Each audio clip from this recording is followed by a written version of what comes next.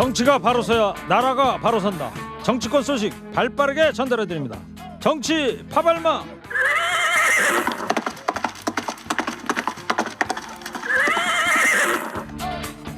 지치지 않는 땡벌입니다. 봉벌어 봉봉. 봉봉봉. 난 이제 지쳤어요 땡벌 기다리다 이분은 지치지 않습니다. 다리도도 최진봉 성공회대 교수 어서 오세요. 네, 안녕하세요. 최진봉입니다. 평론계 기다리 아저씨.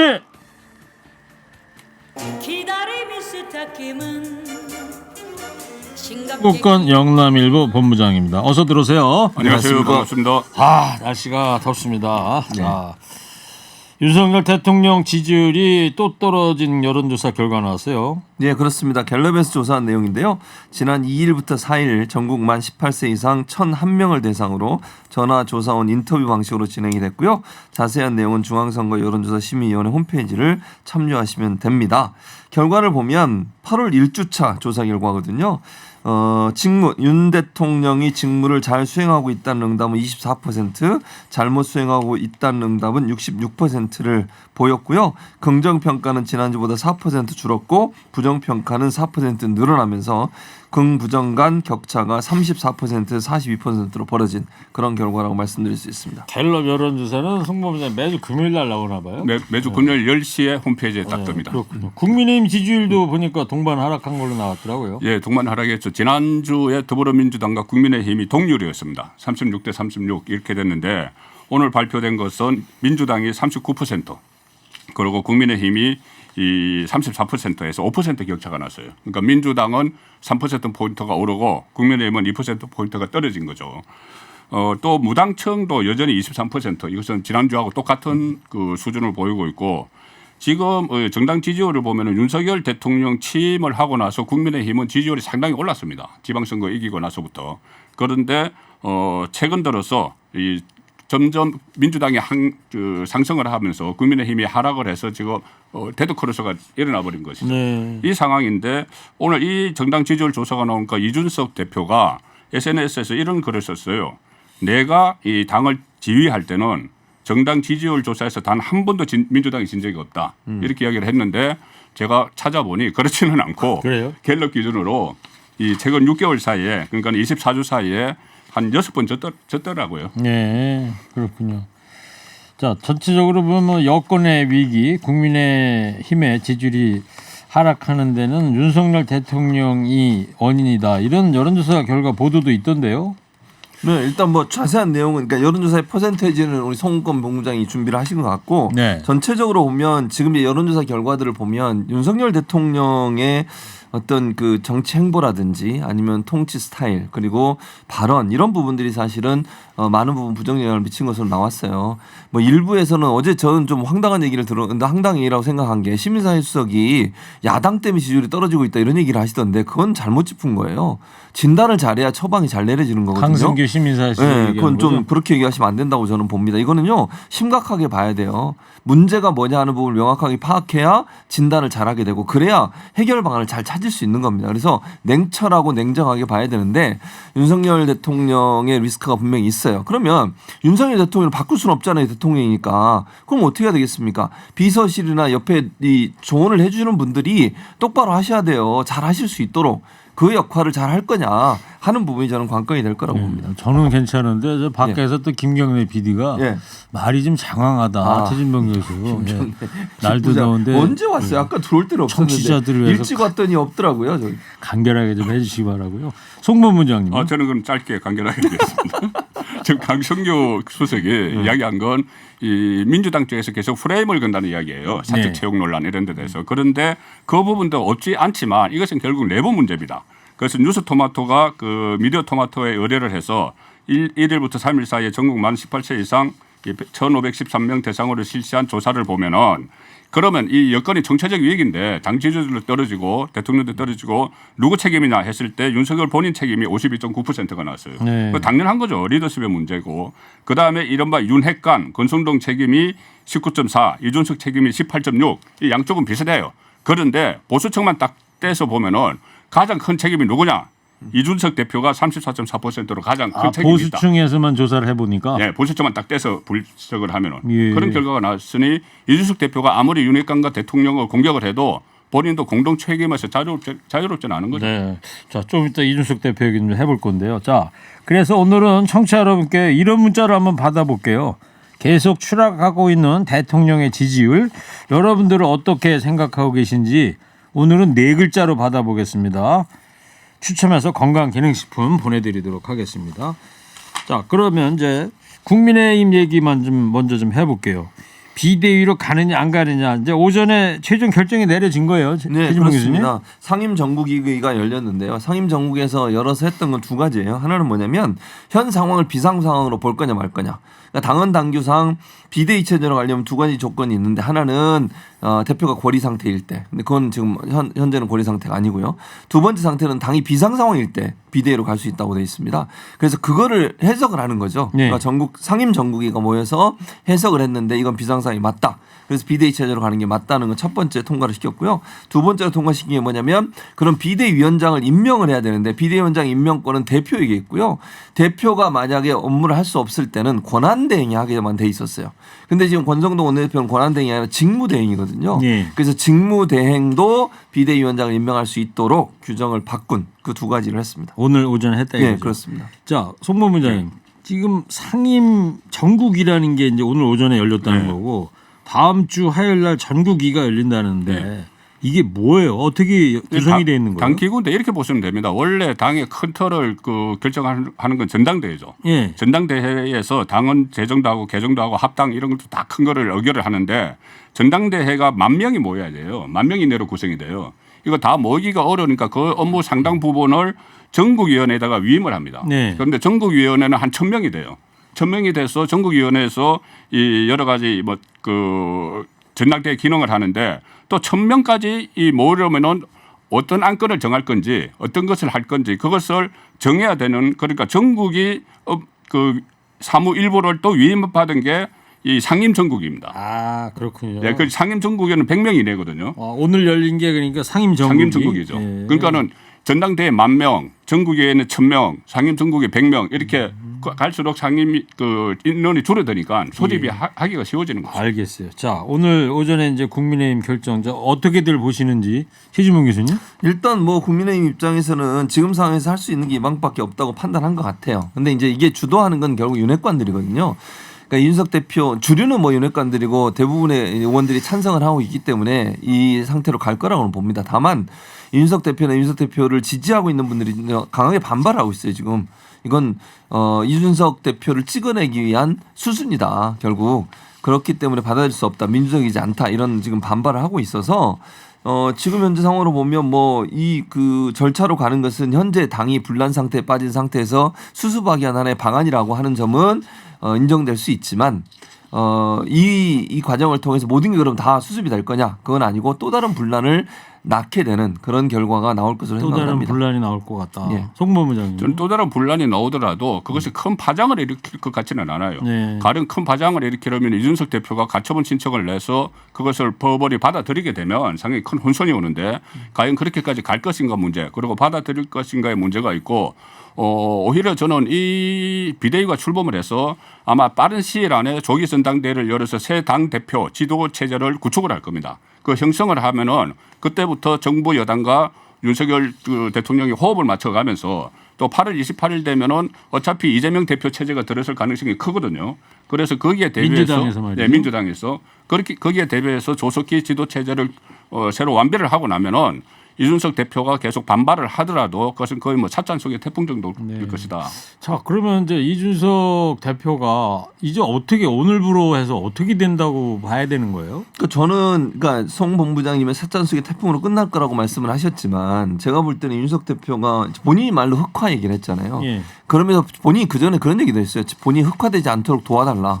그런 얘기까지 한 적이 있어요. 본인이. 그 말은 제발 좀 나를 건드리지 말아달라 이런 얘기거든요. 근데 그러면 지금 상황에서 당장 지금 이 발표 있고 나서 윤석열 대통령을 직격을 하는 발언들을 계속 내놓고 있습니다. 지금 현재. 그리고 앞으로도 이런 발언들을 계속 이어갈 걸로 보여져요. 그렇기 때문에 이준석 대표가 물론 법적으로 어떤 조치를 취할 수도 있지만 그게 받아들일 가능성은 낮다고 봐요 저는. 네. 예를 들면 가처분 신청을 하더라도 법원이 정당이 하는 어떤 행동에 대해서 가처분 신청을 인용한 경우가 극히 드물어요. 그러니까 자발적으로 하는 모든 행동에 대해서 절차적으로 문제가 없다고 하면 그렇기 때문에 법적 조치보다는 내부적으로 윤석열 대통령을 공격하고 그다음에 이제 그 여론을 등에 업고서 본인의 세력화하는 쪽으로 갈 가능성이 있다고 보여집니다. 지금 여의도 쪽에서는 뭐 좀 이르긴 하지만 신당 창당 얘기까지 나오고 있어요. 예, 그래서 이제 어느 쪽으로 할지 좀 지켜봐야 될 것 같아요. 송 본부장님, 이준석 대표가 사실상 대표를 복귀하는 거는 이제 차단이 된 뭐 이렇게 봐야 되는 거예요. 어떻게 되는 거예요? 그 길을 막는 길로 지금 가고 있죠. 그래요. 이준석 대표도 그것을 알고 있기 때문에 윤석열 대통령과 대립각을 세우기 시작했어요. 그동안은 윤핵관과 윤석열 대통령을 분리 대응을 했는데 자 그러면 이제 왜 찻돈속의 태풍이라고 말씀드리냐면은 예. 이준석 대표가 윤석열 대통령과 대치를 하면서부터 주변에 있던 사람들이 다 떨어져 나가고 있어요. 홍준표 대구시장도 이준석 입장에서 지금까지 노력했지만은 그만두기로 했다 이런 이야기를 했고 또 심지어 박민영 대변인 본인이 뽑았던 박민영 대변인도 최후의 순간에 윤석열과 이준석 둘이라면 윤석열 대통령 쪽으로 가겠다 이런 이야기를 하고 또 우호적인 정미경 최고위원조차도 네. 더 이상 그 혼란스러우면 안 된다 이러면서 거래를 두기 시작했거든요. 오늘부터 그렇게 된 거예요? 예, 입장이? 그게 뭐냐면은 어제 오늘 사이인데 네. 어제 오늘 그 하나가 있었던 것이 이준석 대표가 대통령을 공격하기 시작한 그 순간에 네. 저는 고립이 굉장히 가속화될 거라고 봅니다. 그렇군요. 예. 자, 근데 오늘 상임 정국의 결정이 정당 민주주의를 훼손하는 선례가 될 것이다. 이런 의견도 있던데 두 분 의견 좀 짤막하게 한번 들어볼게요. 그러니까 저는 이거를 당내에서 잘 풀었으면 더 좋을 뻔했어요. 이렇게까지 하지 않고 그러나 이제 상황적으로 보면 그렇게 될 수 있는 상황이 아니었던 건 분명해 보이고 이게 계속됐을 때 국민의힘 입장에서 보면 뭐 저는 국민의힘을 지지하지는 않습니다만 국민의힘 입장에서 보면 상당히 혼란스러울 수밖에 없어요. 그러니까 이렇게 처리할 수밖에 없는 분명한 상황은 있다고 저는 봅니다. 왜냐하면 이걸 이렇게 처리 안 하게 되면 계속 혼란만 가중돼요. 그리고 권성동 원내대표의 지도력도 이런 상황에서 지도부가 지금 이렇게 와야 되는 상황이지 않습니까? 그렇기 때문에 불가피한 면이 있지만 네. 그럼에도 불구하고 이걸 자연스럽게 풀지 못하고 이런 방식으로 갈등을 유발하면서까지 하는 것 자체는 국민들이 볼 때는 그리 좋은 모습으로 보이지 않을 거라고 생각합니다. 그런데 당원 당규에 따른 절차적 그 정당성을 이야기하는데 이것을 너무 좀 과하게 해석을 하는 측면이 있어요. 마치 헌법과 법률에 따른 그 절차적 정당성과 당 내 문제를 다루는 당헌과 당규에 의한 절차적 정당성이 훼손되는 건 좀 다르거든요. 그러니까 당이 이런 최악의 위기 상황에 빠졌을 때 거기서 탈출하기 위해서는 당 안에서 일어나는 일이기 때문에 당헌 당규를 자의적으로 해석하는 일이 그동안 그 정당사에서 계속 있어 왔죠. 네. 이준석 대표 반응 나온 거는 좀 뭐가 있어요? 이준석 대표가 지금은 절차 문제를 지적을 계속하고 있습니다. 오늘도 나온 것이 그 비대위원장 의결을 표결을 하는 전국위에서 ARS로 하기로 했다. 이렇게 하니까 ARS로 하면은 지금 뭐 코로나 때문에 집합이 안 되는 것도 아닌데 그것을 하는 것은 또 문제가 절차적으로 훼손하는 것 아니냐. 이런 문제를 계속 제기하는 이유는 이런 것을 모아서 나중에 가처분 신청을 내거나 법적 소송을 하기 위해서 절차적 정당성 문제를 제기는 하고 있죠. 앞으로 이준석 대표가 어떻게 움직일 것 같아요? 그러니까 저는 뭐 아까도 잠깐 언급해드렸습니다만 윤석열 대통령까지를 겨냥해서 계속 비판의 입장을 취할 겁니다. 그리고 이제 저는 뭐 개인적으로 생각할 때 대선도 있었던 일이라든지 본인이 경험했던 일들을 다 끄집어내 가지고 어떻게 해서든지 본인이 여론의 중심에 서고 싶어 할 거예요. 그리고 본인을 지지하는 지지층들 그리고 이제 이게 사실은 그 핍박받는 이미지를 만들어내서 그러니까 윤핵관과 윤석열 대통령으로부터 본인이 핍박을 받고 있고 부당하게 쫓겨났다는 이미지를 만들어서 본인을 지지하는 사람들이 세력화를 할 가능성이 있다고 보여지고요. 이게 이제 어느 정도까지 그런 확장성을 갖느냐의 문제는 윤석열 대통령과 국민의힘 지지율과 저는 연동돼 있다고 생각해요. 물론 본인의 그 수사도 연동이 돼 있긴 합니다만 수사도 본인은 계속 그렇게 주장을 할 겁니다. 이거는 핍박이다라고 얘기를 할 거니까 중요한 건 이 지지율이 어느 정도까지 받쳐주냐가 결국은 윤석열 대통령이 지지율이 떨어지면 반대로 이준석 대표에 대한 또 선호도나 지지가 올라갈 가능성이 있어요. 네. 그런 부분들도 함께 봐야 될 거로 보여집니다. 송 본부장님 조금 전에 홍준표 대구시장이라든가 정미경 최고도 이 입장을 좀 바꿨다 이런 말씀을 해줬고 근데 오늘 이준석 대표가 윤석열 대통령을 정면으로 아주 대놓고 비판하기도 했어요. 저도 깜짝 놀랐습니다. 이 정도 발언이 나올 줄은 저는 몰랐는데 어쨌든 오늘 전국위원회 그 상임 전국위원회가 열리는 날이라서 그랬는데 하필이면 또 윤석열 대통령 지지율이 최저치로 떨어진 날 이런 이야기를 했어요. 갤럽 조사 나왔던 네, 갤럽 조사 나온 날. 그를 이렇게 이야기했습니다. 선출된 당 대표가 당내 상황에 대해 말하는 것이 내부 총질이라는 인식도 한심하다 이렇게 이야기했어요. 그러니까 윤석열 대통령이 문자를 보내서 한 게 그게 한심하다. 그렇지. 대통령에게 한심하다는 말을 했고 그러네요. 네. 결과적으로 결과 대통령이 한심하다는 이야기를 한 거예요. 아직은 당 대표죠. 여당 대표죠. 그런데 그런 발언을 했고 또 하나는 윤핵관을 공격한 건데 이 윤핵관 핵심이라는 사람이 어떤 사람인가 이렇게 하면서 2017년 대통령 선거에서 3명의 후보를 밀었던 삼성간호 아닌가 이랬습니다. 삼성간호는 석삼의 성씨와 집가자의 노비노자인데 네. 이게 이 뜻은 성을 3개나 가진 종이다 이 이야기예요. 삼성그룹하고는 다른 얘기. 삼성. 그래서 이게 삼국지에서 장비가 여표에게 붙인 별명입니다. 예. 여포가 양아버지를 많이 두고 있다. 동탁을 비롯해서. 양아버지를 3명이나 둔 예, 세 명. 노예다. 그래서, 종이다. 예. 그런데 이것을 장제원 의원을 겨냥한 거예요. 왜냐하면 장제원 의원이 2017년 대선 때 처음에 반기문, 그다음에 유승민, 그다음에 홍준표 후보를 지지를 했거든요. 네. 그래서 또 윤핵관 핵심을 겨냥을 해서 이런 말까지 나온 거죠. 알겠습니다. 자, 오늘 4글자 문자 속속 청취자들께서 보내주고 계신데 대체로 부정적인 문자가 많습니다. 검찰 버려, 마이 웨이, 자업자득, 내 탓 아냐, 겸손하라, 고개 숙여, 권불 5년, 구맹주산. 최진봉 교수님 아세요? 구맹주산? 구맹주산? 주막에 개가 사나오면 손님이 없어 술이 씌어진다는 고사입니다. 간신배가 많으면 어진 신하가 모여들지 않는다. 출전이 한비자랍니다. 구맹주산. 네. 당대표 선거가 진행되고 있는 민주당 상황도 알아보겠습니다. 내일 이제 5일날 6일이죠. 6일 첫 번째 내일 당원 투표 결과 이제 공개되죠. 최진봉 교수님. 그렇습니다. 당원 투표 결과 공개된다고 합니다. 뭐 지금의 상황을 보면 뭐 근데 대체적으로 이재명 후보가 가장 앞서는 걸로 나오고 있고요. 얼마나 따라오느냐의 문제라고 봐요. 왜냐하면 처음 당원 투표 공개가 돼서 어느 정도까지 따라올 수 있는 기반을 마련해야 되거든요. 두 사람은.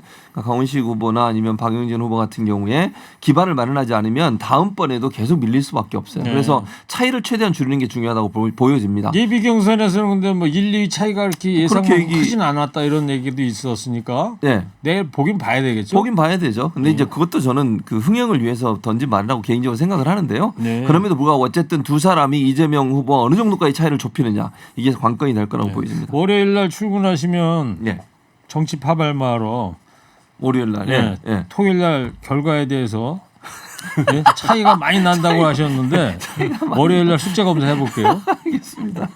자, 송보 문자님 경찰이 이재명 의원 관련 의혹 수사에 속도를 내고 있습니다. 네, 경찰이 수사 중인 것이 한 6개 됩니다. 그런데 네. 지금 8월 28일 날 전당대회를 하고 대구 경북부터 이제 개함이 되는데 이 상당히 혼란스러울 수가 있어요. 8월 중순까지 경찰이 법인카드 유용 의혹에 대해서 수사 결과를 발표한다고 했거든요. 그렇게 발표하지 않을 수 없는 것이 이것이 지금 공직선거법에 걸려 있습니다. 공직선거법은 공소시효가 6개월이어서 9월 9일에 공소시효예요. 그러면 그 전에 수사 결과를 정렬해서 검찰에 송치를 해야 되기 때문에 8월 중순까지 발표 안 할 수가 없어요. 그러면 전당대회 쪽에 이게 발표가 되는 겁니다. 그렇게 되면은 이 최근에 또 뭐 극단적인 선택을 한 김모 씨 이야기도 있고 하니까 네. 이것이 큰 전당대회 판에 파란을 일으킬 수가 있는 이런 상황이고 또 부인 김혜경 씨가 곧 이 경찰에 소환될 가능성 또 아들이 장남이 그 전에 대선 전국에서 이 상습 도박 혐의가 있어서 뭐 고발이 된 사건이 있죠. 그것도 또 장남도 소환을 한다고 하니 이재명 후보에 대한 사법 리스크가 지금 점점 뭐 현실화되지 되는 단계 아닌가 그렇게 싶어요. 지금 뭐 과거 이재명 의원 캠프 운전기사로 일했던 분이다. 예? 극단적인 선택을 한 분이 또 이런 이야기도 나오고 그러는데 여러 가지 의혹에 대한 이재명 후보의 해명은 뭡니까 지금? 일단 이 운전기사 관련해서는요. 운전기사로 일한 건 맞다. 운전기사로 일한 건 맞는데 김혜경 여사의 차량을 운전한 거는 자원봉사고 이 뭐 김모 씨라고 아까 말씀하셨는데 김모 씨 같은 경우에는 선행 차량 그러니까 이제 가면 미리 가서 답사하고 이런 차량이 운전을 했고 운전을 한 것에 대한 대가도 다 지불했다. 이건 왜냐하면 선관위 보고를 해야 되거든요. 선거 작업으로 쓰여졌기 때문에 네. 그래서 이 김혜경 씨의 차를 운전한 게 아니다라고 해명을 했습니다. 예. 오늘은 또 그 법인카드 의혹 핵심 인물인 배모 씨 관련된 보도가 새로 나온 게 있어요. 예, 여러 가지 배모 씨 관련들이 나오고 있는데 오늘은 그중에 하나 그때 대선 때 분당구 순회동 그 이재명 그 후보의 자택 네. 바로 옆집에 그 어떤 집에 하나 있어서 그것이 외곽 캠프 아니냐는 이야기가 있었죠. 네. 경기 도시개발공사에서 사택으로 사용했다고 하는데 네. 그 사택이 들어오기 전에 거기에 원래 소유주가 이것을 전체를 냈는데 그 전체를 내러 간 사람이 배모 씨라는 거예요. 네. 복덕방에 복덕방에 집 내러 간 사람이. 그렇다면은 이것이 그 원래 거기 살던 사람과 이재명 후보 부부와 또 다른 인연이 있는 것 아닌가 그런 의혹이 또 새로 제기가 된 거죠. 알겠습니다. 자, 금요일 정치 파발마 오늘 여기까지 하겠습니다. 마지막으로 한 줄 평하겠습니다. 또 최저치를 기록한 윤석열 대통령의 지지율 여기에 대한 두 분의 생각도 네 글자로 지금부터 듣겠습니다. 최진봉 교수부터 해주세요. 3, 2, 1. 인적 쇄신 교수님 이게 정말 최선입니까? 최선이요. 최선이라고 인적 쇄신해야 바꿀 수 있다고 이 방법이 없어요 갑자기 지금. 김경래 PD 목소리가 나옵니다. 자, 이번에는 미스터 송 해주세요. 3, 2, 1. 유구무언. 어이구 무서워라. 지난주에도 어이구 무서워라 소리 들으시더니. 네, 정치 파발마 지금까지 최진봉 교수 송국권 본부장이었습니다. 두 분 감사합니다. 감사합니다.